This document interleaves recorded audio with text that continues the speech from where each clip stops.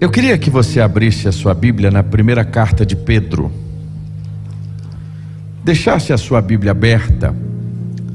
E eu vou lhe pedir um pouquinho de paciência hoje a mais, porque eu preciso de alguns minutinhos a mais. É até por isso que nós celebramos o nosso culto mais cedo, para que a gente pudesse até ter um pouquinho mais de tempo e terminar mais cedo e a gente chegar em casa. D.L. Moody é um grande evangelista que nós tivemos alguns séculos atrás. Esta semana nós tínhamos feito um amigo oculto aqui na rádio, uma brincadeira da rádio, e o meu amigo oculto tinha me mandado um presente, um livro, e o meu livro se perdeu no caminho. Eu não sei se eu reclamo ou eu dou um glória a Deus, porque ele mandou um outro presente. E ele me mandou um presente que há muito tempo eu estava namorando, eu já tinha um primeiro exemplar e eu ganhei um novo devocional escrito pelo Dr. Billy Graham, que é um dos homens que eu admiro muito. E logo eu comecei a folhear, logo a ver uma série de histórias. E um dos dias o Dr. Billy Graham conta uma história. Ele conta uma história de maneira muito especial, usando a pessoa de Moody.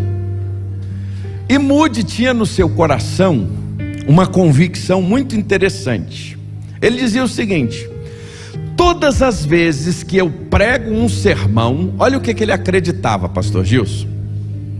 Todas as vezes que eu prego uma mensagem, eu lembro-me de que o Senhor pode voltar antes que eu pregue o próximo sermão. Interessante isso. D.L. Moody tinha uma convicção. Um grande evangelista, todas as vezes que ele abria as escrituras para pregar o evangelho, ele dizia, e ele tinha no seu coração: esta pode ser a minha última mensagem. Posso dizer isso também. Essa pode ser a minha última mensagem. Não que eu estou indo embora, irmãos. Mas, irmãos, se Jesus Cristo voltasse essa noite, irmãos, ia ser maravilhoso demais. Porque essa deve ser a expectativa da igreja. E assim nós devemos viver todos os dias. A volta de Jesus, ela deve ser por nós ansiada. E essa é uma das coisas que nós perdemos. Ao longo dos anos, a igreja, a sua história, a sua jornada, pouco se fala acerca da volta de Jesus. Pouco se fala de alguns temas tão importantes. E imagine, meus irmãos, se nós vivêssemos assim como Moody nos falava. Se hoje, pergunto a você, fosse o seu último dia, e você soubesse que você estaria com Cristo, e Ele voltaria nas nuvens com poder e glória, como você viveria o seu último dia da sua vida?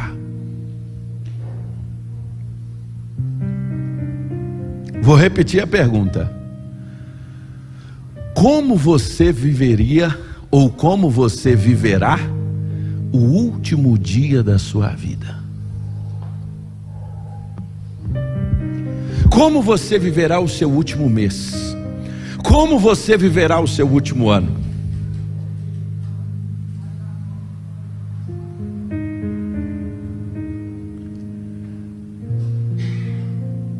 Essa expectativa acerca da volta de Jesus e de temas tão importantes como estes, nós vamos esse ano mergulhar neles.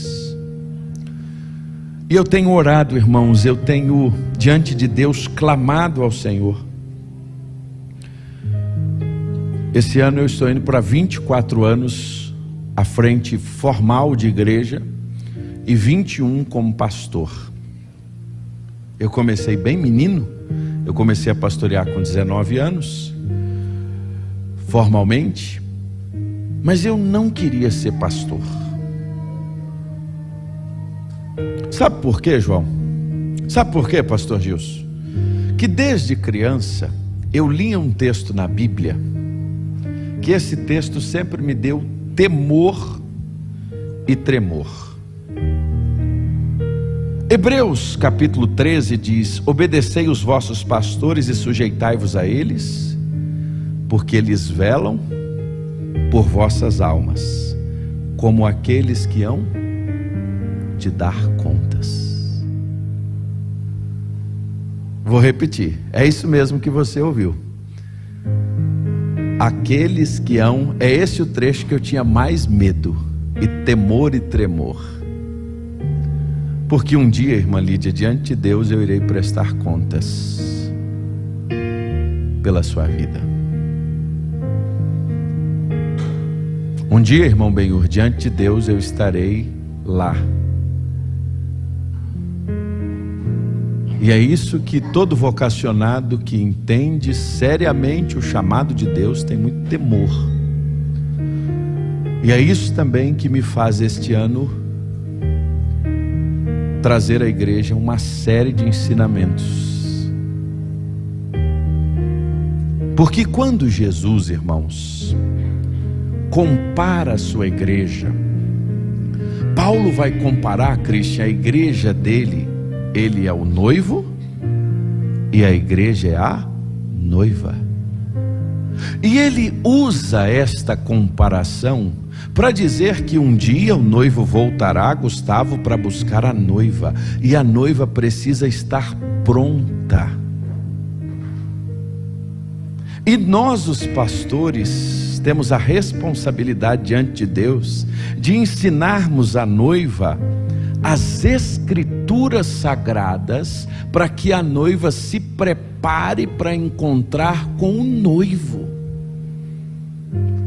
O pastor não foi chamado para ser um coach, por mais que nós respeitamos o coach. O pastor não foi chamado para ser apenas um motivacional, por mais que nós precisamos de mensagens. A Bíblia está recheada. Domingo passado mesmo, o Senhor nos deu uma palavra sobre ânimo, motivação. Mas a Bíblia também, muitas vezes, ela é para nós um remédio amargo, que nós precisamos tomá-lo. No Natal, a gente aqui, a maioria se reuniu, e a gente estava lá na casa do papai. E casa de mineiro é uma festa danada, né? E o costume de fazer o almoço do Natal, e todo mundo brincando. E a gente, Natal, o aniversário é de Jesus, e a gente celebra com Jesus e ainda peca, come demais, né? Aquela coisa toda. E eu sei que minha mãe tem um pé de boldo grande lá, pastor José. E aí minha irmã foi lá e pegou o boldo e disse assim: vocês estão tomando muito refrigerante, agora tem que tomar boldo. E ela amassou e veio com um copo de boldo. Você já tomou boldo? Pense num negócio terrível, não é? Mas existe melhor remédio do que boldo para estômago, para aquelas situações assim de mal-estar. Parece que é como tirar, Jorge, com a mão. E alguém diz assim: remédio bom é remédio amargo. Eu não sei de onde tiraram isso. Remédio bom é remédio amargo. Muitas vezes, irmãos, nós precisamos entender que as escrituras é um todo. E nós gostaríamos da escritura apenas a parte que é doce como mel. E aí a gente até canta sabor de mel, né? Mas será se é só sabor de mel? Será se é isso que Deus quer nos ensinar? Será se é isso que Deus quer falar conosco? Então, meus irmãos, como pastor eu não vou dizer que eu estou preocupado, porque eu não tenho que estar preocupado com nada. Mas como pastor eu preciso cumprir o chamado que Deus me deu. E esse ano nós vamos trazer muito sobre isso. Em 2025 nós vamos debruçar muito sobre essa palavra, santidade, ser separado ao Senhor. Sem dúvida alguma a gente vive um desafio grande de alcance, de contextualização. E num determinado momento da nossa história, em busca de fazer isso, o movimento evangélico, a igreja de um modo geral, ela começou a se modificar tanto e a fazer tantas coisas, até em nome de buscar o outro, que se nós não tomarmos cuidado, daqui a pouco nós não vamos mais parecer com igreja. E isso é preocupante. Eu não estou dizendo aqui de usos, costumes, não é isso. Eu estou dizendo é que pouco a pouco nós vamos abrindo mão dos nossos princípios, dos nossos valores. É só isso aqui, abaixa a cerca mais um pouquinho, e vamos abaixando a cerca, e daqui a pouco a cerca está tão baixa, que não há mais diferença entre a igreja e o mundo, entre o mundo e a igreja. E isso é muito sério, sabe por quê? Porque quando o Senhor voltar, Ele vai voltar para buscar uma noiva santa, separada. Ele vai voltar para buscar uma noiva que vive em obediência, uma noiva que está pronta, uma noiva que é fiel. Nenhum noivo quer ter uma noiva infiel, meus irmãos. Volto a dizer, não estou aqui falando de uso, costume, tamanho do cabelo, não estou falando dessas coisas não, meus irmãos. Eu estou falando é de vida com Deus, é ser parecido com Jesus, é as pessoas olharem para nós e enxergarem em nós que na nossa vida nós vivemos um novo nascimento. Nós estamos vivendo uma geração onde a noiva, muitas vezes, gente que conhece a palavra de Deus, gente que era para fazer a diferença, está vivendo a indiferença espiritual, o apego ao mundo, quando a palavra de Deus diz: não vos conformeis com este mundo. Conformar é tomar forma. A igreja não pode tomar a forma do mundo, meus irmãos. Nós precisamos decidir quem nós somos. O grande problema é que a igreja quer agradar o mundo. Ela quer agradar o político da época. Ela quer agradar o poder, quem está à frente. Irmãos, igreja e política não caminham juntos. Nunca caminhou e nunca caminhará. Desde o Antigo Testamento, o profeta estava ali, era para denunciar aquilo que estava errado, não para viver dentro do palácio. O grande problema é que quando a igreja vai para dentro do palácio, ela se corrompe. Isso faz parte de santidade ao Senhor. São coisas que nós precisamos enxergar. E aí, irmãos, com muita sinceridade, nós como Comunidade Batista Hope, nós temos ali, até refizemos a plaquinha agora dos princípios. Quem nós somos? E o nosso primeiro princípio, sabe qual é? Que nós cremos na Bíblia como única regra de fé e prática. Irmãos, nós não queremos ser a igreja da moda, nós não queremos ser a igreja legal, nós não queremos ser a igreja atraente. Nosso negócio não é isso não, irmãos. Nós queremos ser a noiva. A noiva. A noiva, irmãos, a noiva que espera o noivo com fidelidade. A igreja é a noiva. Desculpe essa expressão tão baixa. A igreja é a noiva, ela não é a novinha. Ela não é aquela que está interessada apenas em recursos. Ela não é aquela que só quer o noivo. Para quê? Por causa dos seus bens. Ela não é aquela que só quer as bênçãos materiais. Ela não é aquela que tem expectativa no noivo apenas para que ele custeie aquilo que ela sonha, aquilo que ela acha. Meu irmão, se nós servimos a Deus por aquilo que Ele faz, nós ainda não entendemos quem é Deus. A minha vida com Deus não é pelo que Ele faz. A minha vida com Deus deve ser por quem Ele é. E isso faz parte de santidade ao Senhor. Então, eu pedi que você abrisse a sua Bíblia na primeira carta de Pedro, porque a primeira carta de Pedro é um manual para nós. E aí é interessante que quando a gente pega essa primeira carta de Pedro, para melhor a gente entender o que estava acontecendo aqui. O contexto em que nós estamos, se você abrir o 1 Pedro, Roma tinha sido queimada. Olha como é que isso é interessante. Quem era o imperador? Quem botou fogo em Roma? Quem foi, Rafa? Nero. Na sua ânsia, o seu desejo de construir É interessante que John MacArthur faz um comentário sobre Nero muito interessante. Ele fala sobre isso. John MacArthur é um dos melhores teólogos que nós temos, vale a pena ler os seus livros. E John MacArthur, falando sobre Nero, ele estava dizendo o seguinte, que Nero tinha aquela ideia, aquele desejo insano de ser reconhecido por alguém grandioso, ser aquela pessoa que seria lembrada. Então ele fazia projetos grandiosos. Então em algum momento ele decidiu, naquela loucura, literalmente, para construir ele precisava destruir, e para destruir ele destruiu com fogo. Só que ele não imaginava, e isso é interessante, que os cidadãos, os romanos, ficaram completamente arrasados, porque ele destruiu a cultura, ele acabou com a religiosidade, o fogo lambeu a cidade.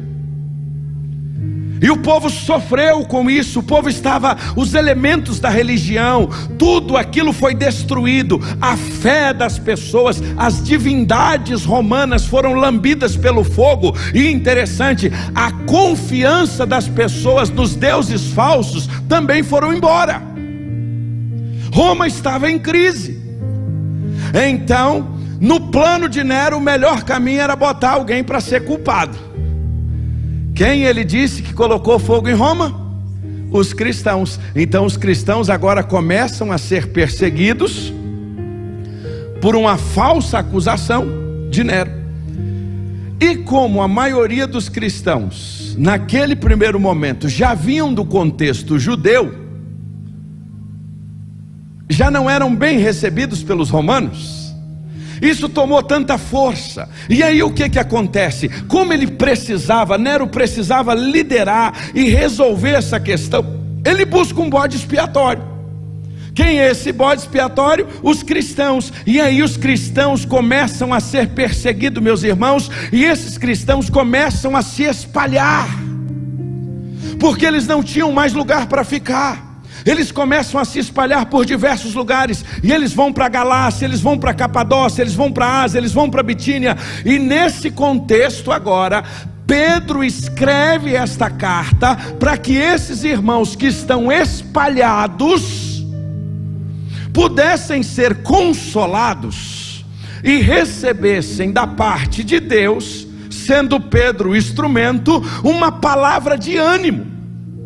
Então a primeira carta de Pedro nada mais é do que uma palavra para uma igreja que no mundo mal ela sofre. Uma igreja que no mundo mal, quando ela se posiciona, ela é perseguida. E aí a gente para e pergunta, qual o mundo que nós vivemos hoje? Qual o mundo que a igreja verdadeiramente está? Se você não quiser ter problema com o mundo, é só você não se posicionar. Mas como você não vai se posicionar se a Bíblia já se posicionou? Como nós não vamos ter valores e princípios diante de tantas coisas, como por exemplo o aborto? Como nós não vamos nos posicionar diante dessas situações as mais adversas, se a palavra de Deus já disse? E quando nós nos posicionamos, o que acontece? Vem a perseguição. Por isso a primeira carta de Pedro nada mais é do que uma palavra de encorajamento à igreja desta geração, de como continuar sendo igreja santa, separada, num mundo mau. E aí, olha como é que o capítulo 1 começa. O capítulo 1 começa dizendo assim: eu, Pedro, apóstolo de Jesus Cristo, escrevo esta carta aos escolhidos que vivem como estrangeiros nas províncias de Ponto, Galácia, Capadócia, Ásia e Bitínia. Deus o Pai os conhecia de antemão e os escolheu, e o Espírito santificou para a obediência e a purificação pelo sangue de Jesus Cristo, e que vocês tenham cada vez mais a graça e a paz. Pedro começa a sua carta saudando, e eu não sei se na sua Bíblia tem assim, os eleitos. Tem uma versão, ou diversas versões usam a expressão os eleitos, saldo os eleitos. Interessante, os escolhidos. Por quê, irmãos? Dr. Rousseau Shedd, aquele homem foi extraordinário, já está na glória com Jesus. Mas eu tive o privilégio de ser seu aluno de Novo Testamento, e ele dizia uma coisa: a eleição é para um povo, a eleição não é específica de uma pessoa. Deus elegeu a igreja.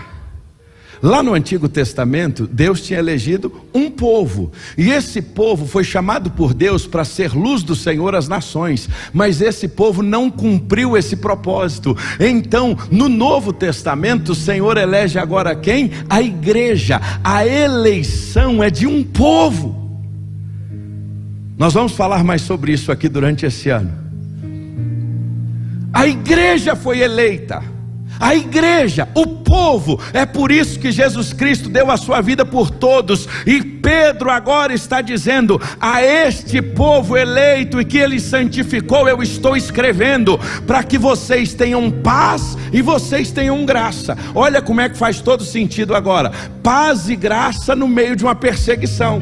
Eu quero que vocês tenham paz, eu quero que o Senhor esteja perto de vocês. Pedro salva. E o que é o tema seguinte agora que Pedro vai tratar a partir do verso 3? Pedro sauda, e agora ele começa a falar, sabe de quê, irmãos? Da esperança eterna. Ele vai falar agora da salvação. Por quê? Porque eles estavam correndo risco de vida, e como eles estavam para perder a vida por causa do nome de Jesus, Pedro agora vai dizer a eles que por mais que eles perdessem essa vida, Deus, na sua grande misericórdia, verso 3, Ele nos fez nascer de novo, por meio da ressurreição de Jesus Cristo dentre os mortos. Agora nós temos uma viva esperança, uma herança imperecível, pura, imaculada, que não muda e nem se deteriora, guardada para vocês nos céus. Pedro passa a falar para aqueles irmãos o seguinte: Roma está perseguindo vocês, Nero está perseguindo vocês, mas saiba de uma coisa: nós temos uma viva esperança. Podem nos matar aqui, mas na ressurreição dele nós temos uma certeza: nós viveremos para sempre. Pedro agora está falando da esperança da vida eterna, e aí ele vai dizer no verso 5: portanto, alegrem-se com isso, ainda que por algum tempo vocês precisem suportar o quê? Provações. Irmãos, quando a gente entende a Bíblia no contexto, ela fica viva, ela vai pulando assim para a gente. Vocês estão passando por luta, Nero está perseguindo vocês, mas aquiete o coração, e elas mostrarão. Agora olha que coisa interessante, Gustavo. Olha o que Pedro vai dizer: que a perseguição, o fogo, mostra a qualidade da nossa fé. Olha que interessante isso. Aí ele vai dizer assim: como o fogo, ela prova e purifica o ouro, como o fogo prova e purifica o ouro, assim a sua fé está sendo experimentada, e ela é muito mais preciosa que o simples ouro, e isso resultará no louvor e glória, no honra ao Senhor Jesus Cristo no dia em que for revelado. Fica firme. A provação é como fogo para o ouro. A provação é para dizer, quando chacoalha a árvore, quem está ligado nela ou quem não está. A provação é para de fato mostrar quem está vinculado ou quem não está com o Senhor. A provação é para literalmente purificar a nossa fé, irmãos. Purificar. O fogo é para isso, é para purificação. E aí você vai vir até o verso de número 12, e aí a partir do verso 13 a gente entra na última etapa do texto. E aí Pedro vai começar dizendo assim: portanto, e eu queria que você prestasse bastante atenção nisso. Portanto, prepare a sua mente para a ação e exercitem o autocontrole. Deposite toda a sua esperança na graça que receberão quando Jesus Cristo for revelado. Sejam filhos obedientes, não voltem ao seu antigo modo de viver, quando satisfaziam os próprios desejos e viviam na ignorância. Agora, porém, sejam santos em tudo que fizerem, como é santo aquele que os chamou, pois as Escrituras dizem: sejam santos, porque eu sou santo. Sejam santos, porque eu sou santo. Uma coisa mais extraordinária que me chama a atenção, no verso 13, e vou já passar para as aplicações, é quando Pedro usa, na língua portuguesa, uma conjunção conclusiva. Interessante demais. Portanto, ou seja, em virtude de, em razão dele nos dar a vida eterna, a conjunção conclusiva na língua portuguesa, ela vai mostrar a consequência, o resultado daquilo que foi dito anteriormente. Então esse portanto aqui no texto, meus irmãos, vai nos mostrar algo extraordinário. Pedro vai dizer: eu saldo a vocês, vocês têm a certeza da vida eterna. Agora tem o seguinte: como igreja de Jesus, como igreja salva, como igreja que busca, como igreja que está vivendo a salvação, portanto, vocês precisam agora ser o seguinte: vocês precisam viver a santidade. Portanto, a conclusão de Pedro é: fruto dessa salvação, fruto dessa mudança de vida, vocês precisam ser santos. Interessante demais. E aí agora, quando a gente pega o texto, veja os versos 15 e 16. Agora, porém, sejam santos em tudo que fizerem. Vamos ler a versão que está aqui, em uma só voz? Pelo contrário, assim como é santo aquele que os chamou, sejam santos vocês também, em tudo que está escrito. Tudo que fizerem, pois está escrito: sejam santos, porque eu sou santo. Esse é o texto de Levítico.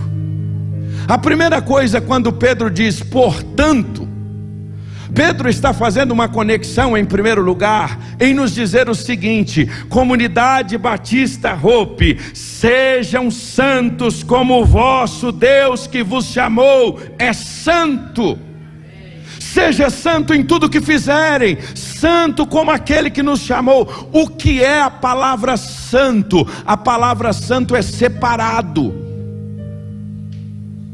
A palavra santo é aquele que foi separado do pecado. É isso que Pedro está dizendo. Irmãos, nós precisamos viver uma vida separada. E essa separação não é apenas o afastamento de uma multidão, não é apenas o afastamento das práticas mundanas, não é apenas, meus irmãos, não é apenas se afastar deste mundo. Não é isso, meus irmãos. Não é algo apenas superficial. E é isso que muitos monges achavam, que o fato de ir para as montanhas, se esconder, se isolar, eles iriam estar separados do mundo. Não, meus irmãos, ser santo, ser separado só vai ter sentido se nós estivermos plenamente na presença de Deus.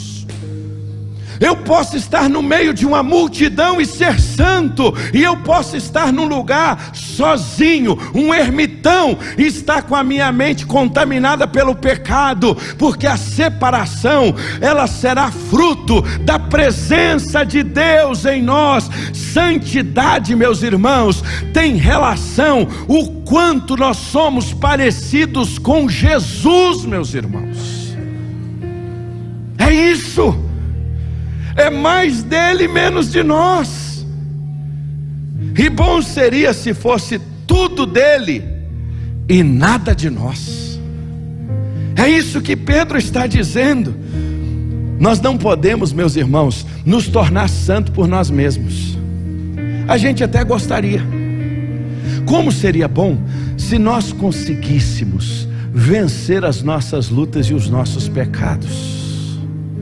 Como seria bom se da nossa própria força eu conseguisse, irmão Marquinho, ver aquele pastel lá do Tagua Center, olhar para ele e ele vai falar assim: vem em mim, e eu dizer assim: não.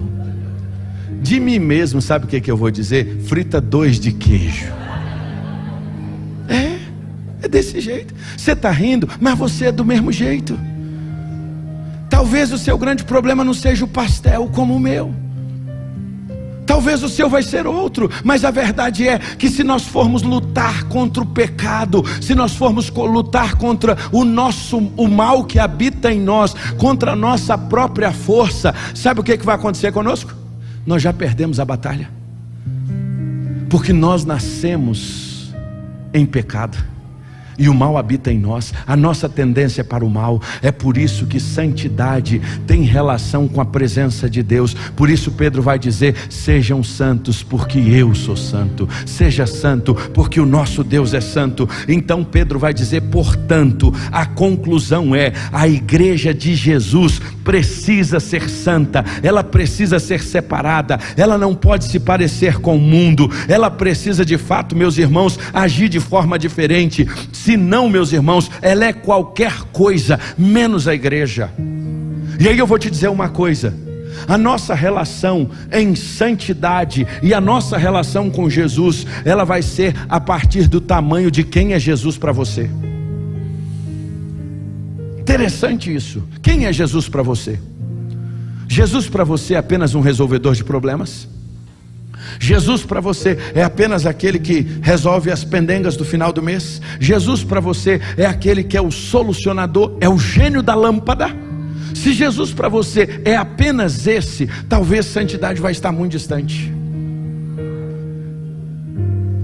Se Jesus para você é aquele somente das datas festivas, Páscoa, Natal, é esse o seu Jesus? Santidade vai ser algo muito distante da nossa vida. Agora, se Jesus passar a ser o meu amigo, o meu Senhor, aquele a quem todos os dias eu falo com Ele, aquele a quem eu ouço a sua voz na sua palavra, aquele que eu sei que Ele não me chama mais de servo, mas Ele me chama de amigo, aquele que eu me relaciono e tenho intimidade com Ele, aí as coisas vão começar a mudar. E não vão mudar de fora para dentro, porque às vezes a gente tem uma visão equivocada de santidade, em achar que ser santo é quando a gente muda nossas vestes. Até hoje um punhado de irmão brincou comigo: talvez é a primeira vez que você me veja usando paletó aqui na igreja, e já viu como é que eu já fiquei só de usar, não é por isso que eu não uso. Alguém disse assim: hoje o senhor está parecendo pastor. Eu disse assim: hoje eu vim vestido de pastor. Hoje eu vim vestido de pastor. Sabe por quê, Jader? Na nossa cabeça, às vezes a gente relaciona a santidade com estas coisas. Às vezes a gente relaciona a santidade com o que a gente veste. Às vezes a gente relaciona a santidade com o dia da semana que a gente guarda. Quão pequeno é isso! Não quer dizer que quem é santo não se vista decentemente. Vou repetir isso. Não quer dizer que quem não é santo, pelo contrário, a santidade vai nos fazer vestir decentemente. Mas muitas vezes na nossa cabeça, santidade é vista de fora para dentro. É pelo corte do cabelo. Ah, irmãos, quão pequeno nós somos. Quão pequeno nós nos tornamos quando a gente quer julgar a vida de alguém com Deus pela forma que ela corta o seu cabelo. Sabe o que é isso? É que nós nos tornamos verdadeiramente igual aos fariseus. Nós somos apenas religiosos e nós passamos a julgar o outro a partir da nossa própria visão e não da presença de Deus. Portanto, sejam santos. Agora, olha o verso 17. Eu vou ter que adiantar aqui um pouquinho. Lembre-se do que o Pai Celestial disse a vocês: aquele a quem vocês oram não mostra favorecimento, Ele os julgará de acordo com as suas ações. Por isso, vivam com temor durante o seu tempo como residentes na terra. Eu não sei como é que é a expressão que está aí na sua Bíblia, mas Pedro estava dizendo à igreja, mesmo perseguida, Pedro estava dizendo assim: irmãos, vivam com temor enquanto você estiver nessa terra. Meu irmão, eu preciso lhe dizer uma coisa, como seu pastor, eu preciso lhe dizer isso. Não brinque com as coisas de Deus. Não brinque com as coisas de Deus. É isso que Pedro está dizendo. Tema a Deus. Irmãos, melhor seria se nós não tivéssemos conhecido a palavra, do que conhecermos a palavra e não temermos a Deus.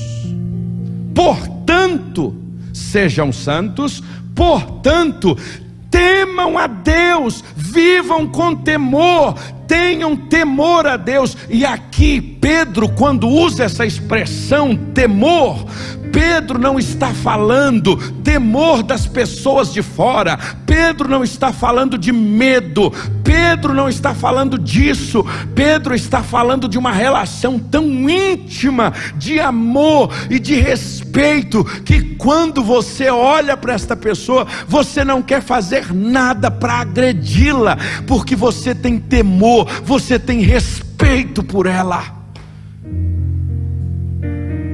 Eu queria que você pensasse rapidamente na sua vida, quem é alguém assim para você? Eu tenho muitas pessoas assim na minha vida, mas eu vou dizer para mim a principal delas. E minha mãe já vai ficar com ciúme, que ela deve estar assistindo o culto, que é papai. Ela sempre brinca, né? Vocês só tem pai, menino. Papai está com 85 anos. Papai é um homem simples. Papai foi criado no Cabo da Enxada. Aos 12 anos ele quis aprender uma profissão, e ele aprendeu marcenaria. Ele está com 85 anos, ele trabalha a semana inteira. É um homem muito simples. Nos criou, se converteu já depois de muitos anos. Muitos aqui lembram do dia que ele se converteu. Mas uma coisa nós temos muito temor pelo nosso pai. Nós não temos medo dele.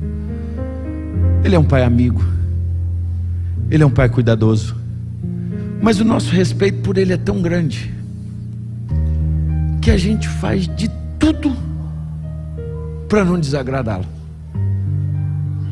Você tem alguém assim na sua vida? Lembra de alguém que você conhece, que você tem tanto amor por aquela pessoa, que você faz de tudo para não desagradá-la? Você não tem medo dela, mas é tão gostoso fazer coisas simples, mas que com amor você não vai querer desagradá-la. Você lembra de alguém assim? É disso que Pedro está falando. Que a gente tenha um amor a Deus, Henrique, de tal maneira que eu não vou conseguir querer desagradá-lo. É esse temor que Pedro está dizendo. É isso que Pedro está falando. Comunidade Batista Hope, não brinque com as coisas de Deus. Não pare de temer. Não pare. Lembre-se disso. Tema o Senhor. Lembre-se que o Pai de vocês, olha o que Pedro está dizendo, a quem vocês oram, não faz acepção de pessoas. Ele nos julgará de acordo com as nossas ações. E aqui, irmãos, eu sei que a hora está bem avançada, mas eu preciso só fazer aqui uma breve abertura, porque Paulo, desde o Novo Testamento, ele já estava tendo alguns problemas, e ele começa a combater, e ele vai escrever uma das suas cartas, e quando ele escreve, por exemplo, aos Gálatas, ele vai dizer assim: não use da vossa liberdade para dar lugar à carne. Não use da vossa ocasião de liberdade para dar lugar ao pecado. Ele vai escrever aos Romanos, dizer: não continuaremos nós no pecado para que a graça abunde. Se Jesus me perdoa, então eu vou pecar.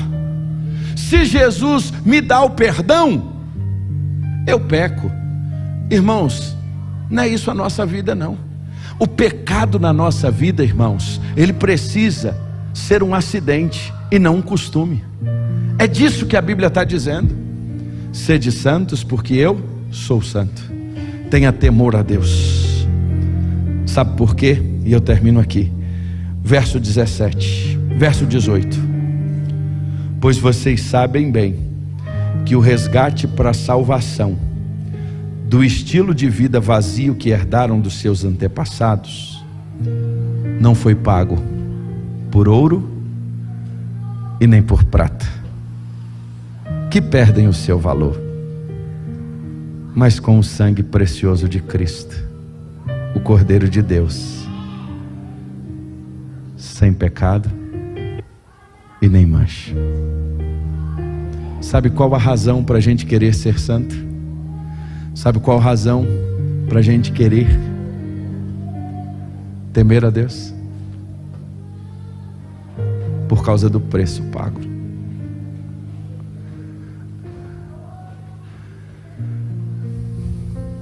Não foi prata, não foi ouro. Irmãos, a Bíblia é maravilhosa. Moisés, a prata e o ouro nenhum do mundo seriam suficientes para pagar a minha dívida com Deus. A Bíblia está dizendo que o que tem que nos motivar a ser santo, o que tem que nos motivar, irmãos, a temer a Deus, não é o pastor, não é a igreja, não é o irmão diácono, não.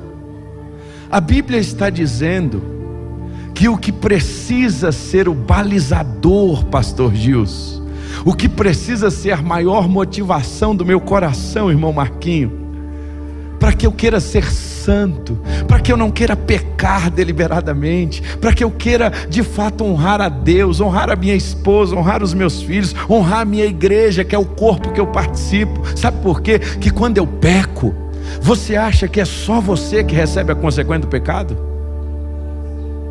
Não, irmãos, sobra para todos nós. Você acha que não? É por isso que a gente precisa estudar isso, irmãos. Nós perdemos o conceito de corpo, nós perdemos o conceito de membresia. Quando a gente é um corpo, irmão, quando você taca o dedão lá e arranca a unha, o corpo inteiro sente. Quando eu e você erramos, o corpo sente. Pastor, qual a motivação para eu ser santo? O que eu vou ganhar com isso? Pedro respondeu para os irmãos: vocês serão santos, vocês vão temer a Deus. Sabe por quê? Porque o preço que Ele pagou por vocês não foi prata e não foi ouro. O preço que Ele pagou por vocês foi aqui. Foi quando aquele dia, naquela sexta-feira, às 15h, quando Ele poderia decidir, com todo o poder que Ele tinha, descer dali, e Ele não desceu. E de maneira voluntária, Ele levou sobre si os meus e os seus pecados. Meu irmão, não existe maior motivação para a gente honrar a Deus do que essa. Não é medo, não é esse medo infantil que muitas igrejas colocam nos seus membros. Se não fizer isso, vai vir maldição sobre a vida. Irmãos, não é isso não. Isso é infantilidade, isso é falta de palavra. A maior motivação na nossa vida para a gente temer a Deus, irmãos, é o preço que Ele pagou na cruz, é o sangue que Ele derramou por nós, meus irmãos. Portanto, sejam santos, portanto, temam. Por quê? Por que que eu preciso ser santo? Por que que eu preciso temer? É para agradar o pastor, é agradar a igreja? Irmãos, aqui nós não precisamos agradar um ao outro, não. Irmãos, nós precisamos aprender a honrar e agradar a Jesus, porque no dia em que a gente agradar a Jesus de todo o nosso coração, irmãos, não vai haver espaço para problemas entre nós. Aí no casamento, quando o marido honra Jesus e a esposa honra Jesus, tem paz na casa. O filho, quando honra Jesus e o pai honra Jesus, não tem briga. Aí quando a igreja, todo mundo quer honrar Jesus, nós não vamos ter tempo aqui para estar discutindo, irmãos, se a tomada é branca, se a tomada é preta. Nós queremos é honrar Jesus, irmãos. É disso, irmãos, que a Bíblia está dizendo. E é isso que Deus está nos chamando para esse ano de 2025, meus irmãos. Colocar a nossa vida para honrar a Jesus em tudo, irmãos. Sabe por quê? Porque Ele pagou um preço na cruz pelos nossos pecados. É por isso que hoje, quando nós vamos celebrar agora a nossa última ceia do ano, se você não pegou os elementos, irmão Cristian, irmã Elisângela vai poder fazer chegar até você. Irmãos, nós não temos dúvida que isso aqui é um memorial. O memorial é aquilo que nos traz a memória. Mas o que nos traz a memória não pode ser feito de forma desrespeitosa. O que nos traz a memória não pode ser feito de maneira relaxada. O que nos traz a memória não pode ser feito de qualquer forma. É por isso que Paulo, quando ele instrui a igreja, escrevendo aos Coríntios, falando acerca do Senhor, da ceia do Senhor, um dos ensinamentos principais que ele vai dizer, quando ele ordena, quando ele instrui a igreja sobre a ceia, é: examine-se, pois, o homem a si mesmo. Por quê? Porque isso é sério.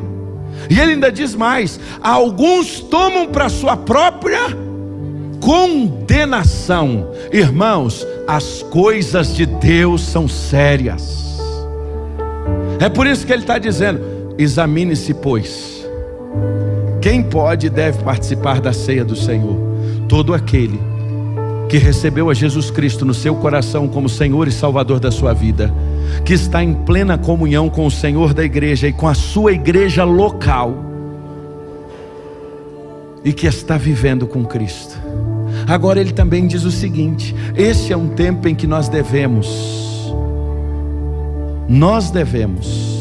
examinar.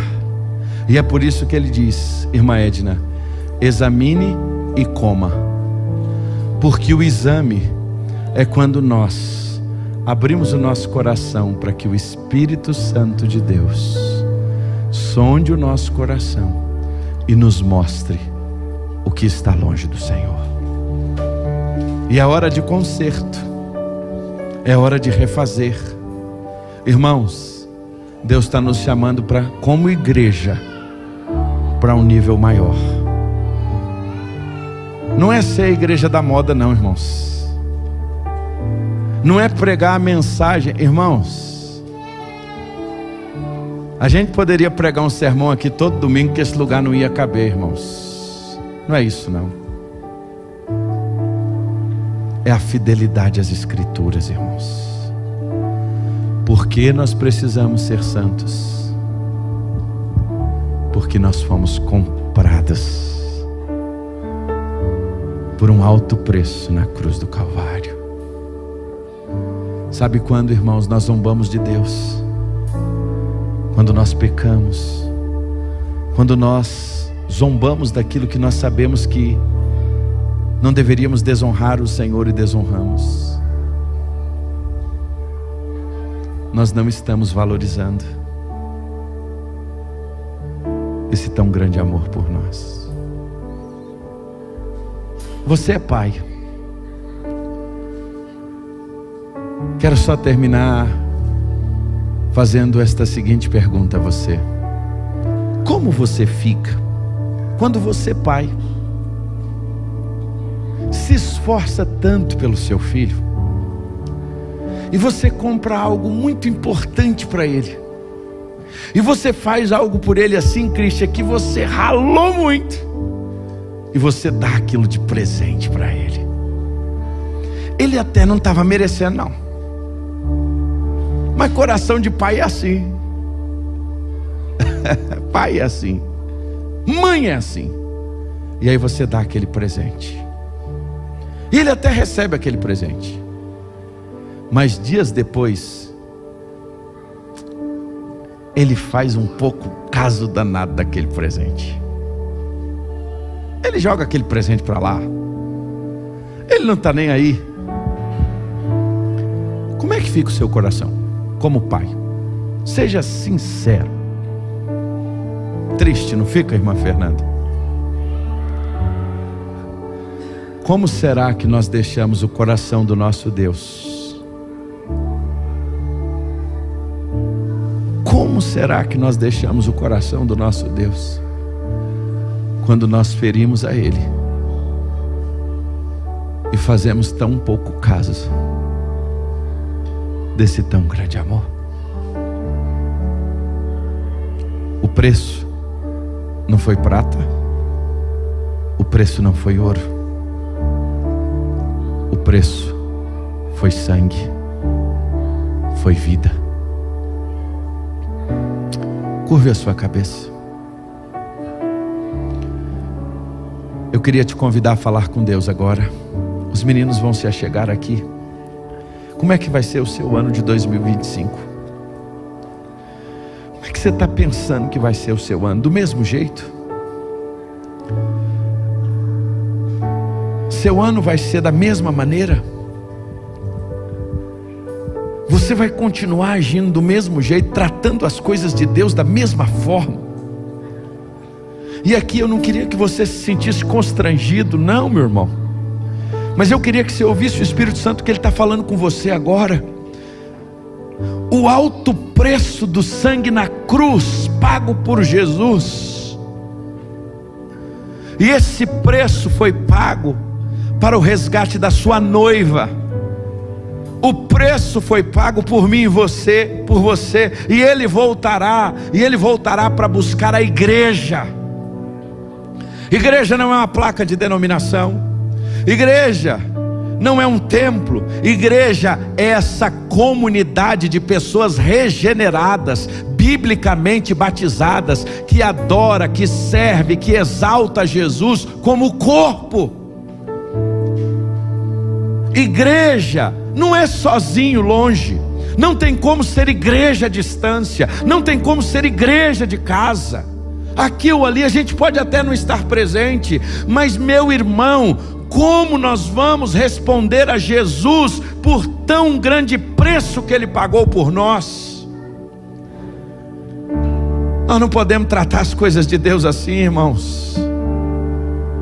Nós não podemos tratar, irmãos, aquilo que Cristo fez por nós, irmãos, com tão grande amor dessa maneira. Nós precisamos temer ao Senhor. Nós precisamos diante do Senhor colocar a nossa vida.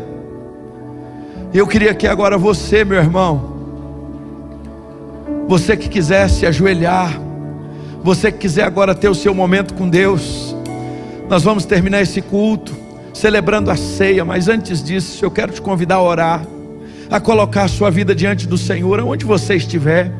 Se você quiser se ajoelha, se você quiser ficar sentado, fique.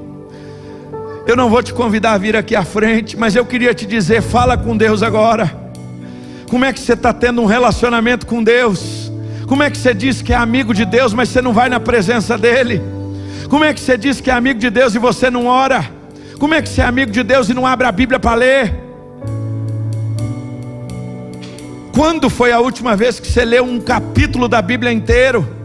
Quando foi a última vez que você leu a Bíblia toda? Graças a Deus, vários irmãos conseguiram esse ano ler a Bíblia toda. E você, meu irmão, há quanto tempo tem que você não lê a Bíblia toda? Pastor, eu estou na igreja há 40 anos, eu nunca li a Bíblia toda. Meu irmão, Deus está te chamando para algo mais, meu irmão. Deus está te chamando para uma vida de compromisso, meu irmão. Deus está te chamando para um 2025 diferente, meu irmão. Até quando vai ser do mesmo jeito, meu irmão?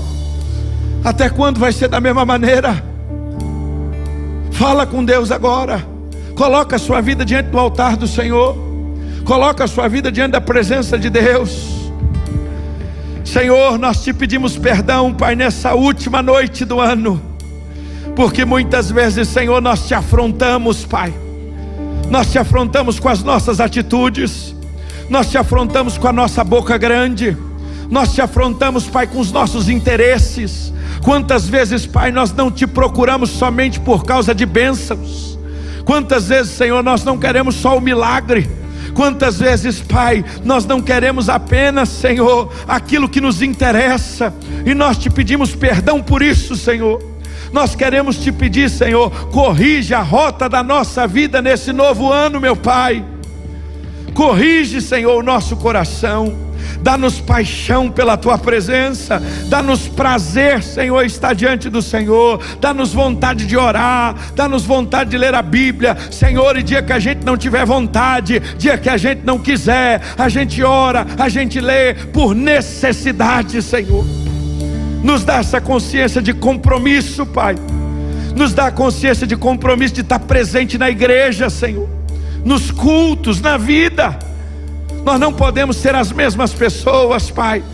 Nós queremos te conhecer, Jesus, muito mais do que aquilo que a gente viu no Natal, muito mais do que a gente viu na Páscoa, nas datas festivas de um calendário cristão. Nós queremos ser amigo do Senhor, Jesus. Nós queremos ter amizade com o Senhor. Nós não queremos, Pai, fazer o teu grande amor ser desperdiçado, Senhor. Não valorizar o que o Senhor fez por nós. Pai, nos ensina, Deus. Nos mostra, Pai, que o Senhor pagou um alto preço por nós, que nós não tínhamos condições. Nessa noite, quando vamos celebrar a ceia do Senhor agora, nós te pedimos perdão pelos nossos pecados. Nós te pedimos mudança. Nós te pedimos transformação.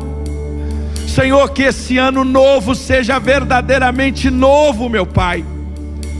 Muda a nossa vida, Senhor. Muda a nossa história. Nós assim oramos, em nome de Jesus. Amém, Senhor. Fica de pé, meu irmão.